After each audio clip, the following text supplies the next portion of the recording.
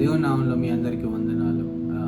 ఈరోజు మనకి నిరాశ కలిగినప్పుడు ఏం చేయాలి, మనం ఏ విధంగా దాన్ని ఎదుర్కోవాలి అనే అంశం మీద మిమ్మల్ని ప్రోత్సహించాలనుకుంటున్నాను.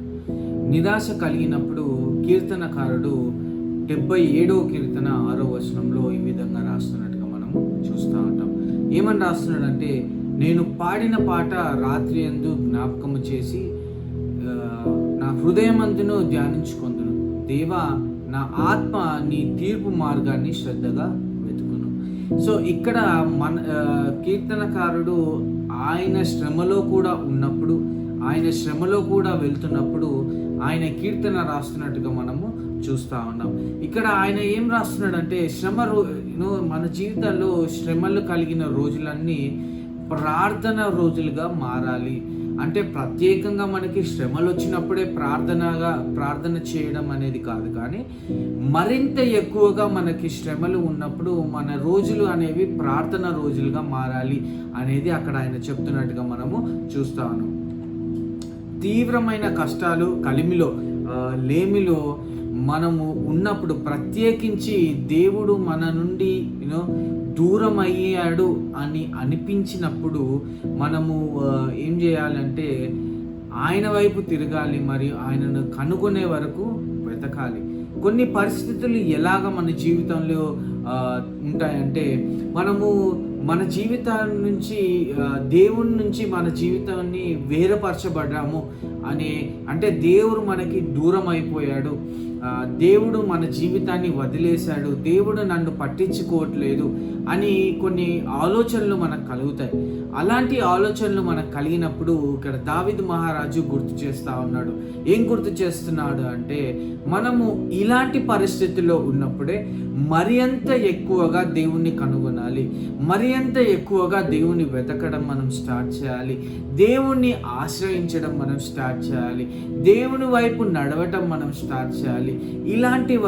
ఇలాంటి పరిస్థితుల్లో మనము మన నిరీక్షణను మనము కోల్పోయిన వారిగా మనము ఉండకూడదు అని ఇక్కడ దావీదు మహారాజు చెప్తున్నట్టుగా మనము చూస్తా ఉన్నాం. ఇలాంటి పరిస్థితుల్లో మనకుండే ఒకే ఒక ఆధారము దేవుణ్ణి వెతకడం, దేవుణ్ణి చేరుకోవడం, ఆయనని ఆశ్రయించడం. ఇంతకంటే శ్రేష్టమైన మార్గం ఇంకొకటి లేదు. మనం అనుకోవచ్చు, ఇంతకంటే శ్రేష్టమైన మార్గాలు ఎన్నో ఉండొచ్చు లోకంలో. మనము బంధుమిత్రులను మనము సంప్రదించవచ్చు, మన స్నేహితులను మనము ఆశ్రయించవచ్చు, లేకపోతే ఇంకేదో డబ్బు మనం ఆశ్రయించవచ్చు, లేకపోతే మనకున్న ఆస్తి అంతస్తులు మనకి ఆశ్రయంగా నిలుస్తాయి అని మనం అనుకోవచ్చు. కానీ శ్రేష్టమైనది ఏదంటే దేవుణ్ణి ఆశ్రయించడం, ఆయనని కనుగొనడం, ఆయనకి దగ్గరగా మనము ఉండటం అనేది చాలా శ్రేష్టమైన విషయంగా ఇక్కడ దావీదు మహారాజు మనము జ్ఞాపకం చేస్తున్నట్టుగా మనం చూస్తూ ఉన్నాం. అండ్ చాలాసార్లు మన విశ్వాస జీవితంలో మనం దేవునికి మొరపెట్టినప్పుడు మన మొర దేవుడు ఆలకించినాడు అని ఒక నిశ్చయత మనకి కొన్నిసార్లు కలుగుతుంది. అవును, నేను ఈ ప్రార్థన చేశాను, అవును దేవునితో నేను ఇది అడిగాను, అవును దేవునితో నేను ఇది ప్రార్థన చేశాను, దేవుడు నా మాటలు విన్నాడు అనే ఒక మనకి నిరీక్షణ మనకు కలుగుతుంది, ఒక విశ్వాసం మనకు కలుగుతుంది, ఒక హామీలాగా మనకు అనిపిస్తూ ఉంటుంది కదా. కానీ అన్ని సందర్భాల్లో ఇలా లేకపోయినా కొన్ని సందర్భాల్లో మనం చేసే ప్రార్థనకు, మనం చేసే విజ్ఞప్తికి, మనం చేసే ఆ రిక్వెస్ట్కి దేవుడు మనకి సమాధానం ఇస్తున్న వ్యక్తిగా మనము చూస్తూ ఉంటాం. దేవుడు మనతో కూడా ఉన్నట్లుగా, మన జీవితాన్ని పట్టించుకున్నట్టుగా, లేకపోతే ఆ హామీ ఒక నిరీక్షణ అనేది మన జీవితంలో కలుగుతున్నట్టుగా మనము చూస్తూ ఉన్నాం. కొన్నిసార్లు ప్రత్యేకంగా మనం ఎటువంటి మార్పును చూడలేనప్పుడు మన జీవితాల్లో ఎన్ని రిక్వెస్ట్లు దేవునికి చేసినా, ఎన్నిసార్లు దేవునికి ప్రార్థన చేసినా, ఎన్నిసార్లు మనం దేవుణ్ణి అడిగినా, మనం అది పొందుకోలేనప్పుడు, మనం అది చూడలేనప్పుడు, కష్టంలో మనం పూర్తిగా మునిగిపోయినప్పుడు దాని నుండి విముక్తి పొందే బదులు, అంటే ఆ కష్టాలలో నుంచి మనం బయటికి వచ్చే బదులు మనము ఎలా ఉంటుందంటే మన పరిస్థితి మనము ఆ కష్టాలలో నుండి బయటకు వచ్చే మార్గం మనకు కనిపించదు. ఎన్నిసార్లు దేవునికి ప్రార్థన చేసినా, ఎన్నిసార్లు దేవునికి మొరపెట్టుకున్నా, ఎన్నిసార్లు దేవుణ్ణి అడిగినా, దేవా నన్ను ఈ యొక్క ప్రాబ్లం నుంచి నన్ను బయటపెట్టు, దేవా నన్ను ఈ యొక్క సమస్య నా జీవితంలో తీసే, ఈ యొక్క వ్యాధి నా జీవితంలో తీసే అని రకరకాలుగా దేవుణ్ణి మనం అడిగినప్పుడు కొన్నిసార్లు మన జీవితంలో అది జరగదు, కొన్నిసార్లు మనకు అవి జరగకపోవచ్చు. కానీ అలాంటి సమయంలోనే ఇక్కడ కీర్తనకారుడు మనకి జ్ఞాపకం చేస్తున్నట్టుగా మనం చూస్తా ఉన్నాం. దేవుని యందు నిరీక్షణ మనము కోల్పోకూడదు అనేది ఇక్కడ మనకి జ్ఞాపకం చేస్తున్నట్టుగా మనము చూస్తా ఉన్నాం.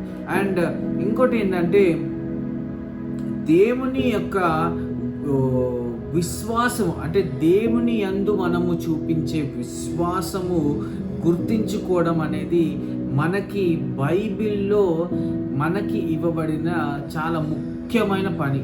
అంటే మన క్రైస్తవ జీవితంలో మనము జీవితాన్ని కొనసాగించాలి అంటే, సులభంగా కొనసాగించాలంటే ఆయన యందు మనం విశ్వాసం కలిగి ఉండే వారంగా మనం ఉండాలి. ఇది బైబిల్లో ఉండే మంచి ఒక ప్రిన్సిపల్ లాగా మన జీవితాలకి మనము అప్లై చేసుకోవచ్చు. To have faith in God, దేవుని యందు విశ్వాసం ఉంచడము అనేది ఈ బైబిల్ యొక్క సూత్రంగా మనము చూస్తా ఉన్నాం. అదే ఇక్కడ కీర్తనకారుడు మనకి నేర్పిస్తా ఉన్నాడు.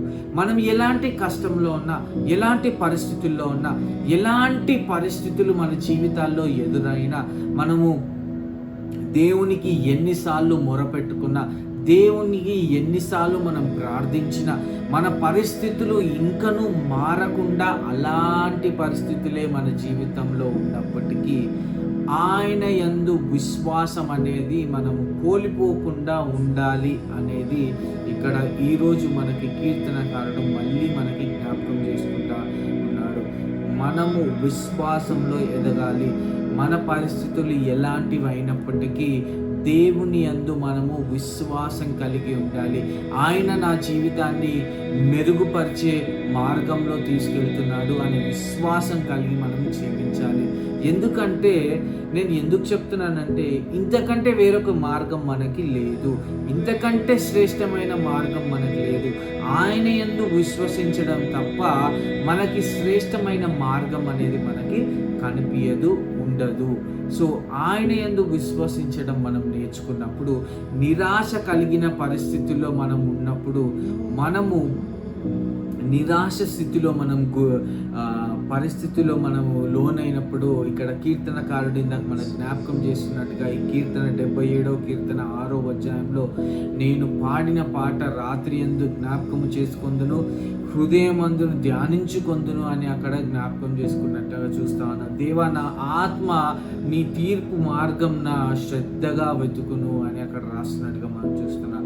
సో మనము శ్రద్ధగా ఆయన యందు విశ్వాసం కలిగి ఉన్నప్పుడు మన నిరాశ స్థితి నుంచి ఆయన ఉల్లాసభరితమైన జీవితాల్లో మనకి అనుగ్రహించబోతున్నాడు. ఈ కొద్ది వాక్యాలు మీ జీవితాల్లో మీరు నిరాశ పరిస్థితుల్లో ఉన్న వారిగా ఉన్నారేమో, మీ అందరు నేను ప్రోత్సహిస్తున్నాను. దేవుడు మీ జీవితాలని ఉల్లాసభరితమైన జీవితాలుగా మార్చబోతున్నాడు. May God bless you all and keep you.